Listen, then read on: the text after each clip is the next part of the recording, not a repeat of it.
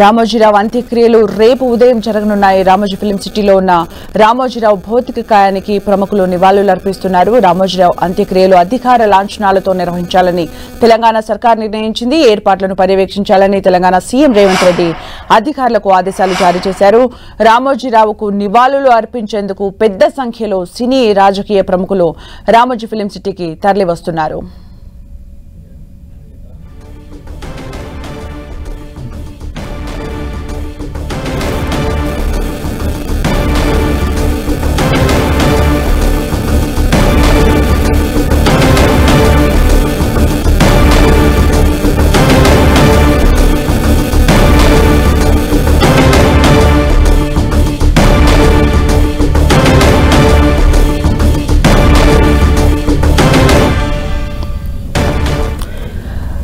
రేపు ఉదయం రామోజీరావు అంత్యక్రియలు జరగనున్నాయి. రామోజీరావు అంత్యక్రియలు జరిగే స్మృతివనం ప్రాంతాన్ని మనం 10 టీవీ స్క్రీన్ పైన చూస్తూ ఉన్నాము. రేపు ఉదయం అక్కడ అంత్యక్రియలు నిర్వహించనున్నారు. తెలంగాణ సర్కార్ అధికారిక లాంఛనాలతో అంత్యక్రియలు నిర్వహించాలని ఇప్పటికే ఆదేశాలు జారీ చేసింది.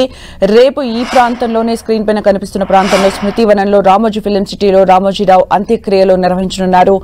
అధికారిక లాంఛనాలతో అంత్యక్రియలు నిర్వహించనున్నారు. ఇప్పటికే భౌతిక కాయాన్ని సందర్శించడానికి సినీ రాజకీయ ప్రముఖులు, పారిశ్రామికవేత్తలు నివాళులు అర్పించడానికి అక్కడికి చేరుకుంటూ ఉన్నారు. రేపు ఉదయం అంత్యక్రియలు నిర్వహించనున్నారు. రామోజీ ఫిలిం సిటీలో స్మృతివనంలో అంత్యక్రియలు నిర్వహించనున్నారు. దానికి సంబంధించిన ఆ ప్రాంతాన్ని మనం 10 టీవీ స్క్రీన్ పైన ఎక్స్క్లూజివ్ గా చూస్తూ ఉన్నాము.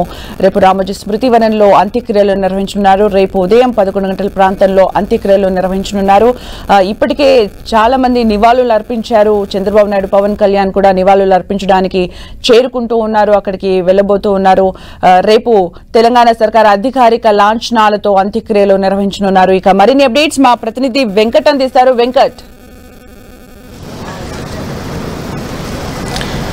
రామోజీరావు తన యొక్క స్మృతి వనాన్ని ముందుగానే నిర్మించుకోవడం జరిగింది.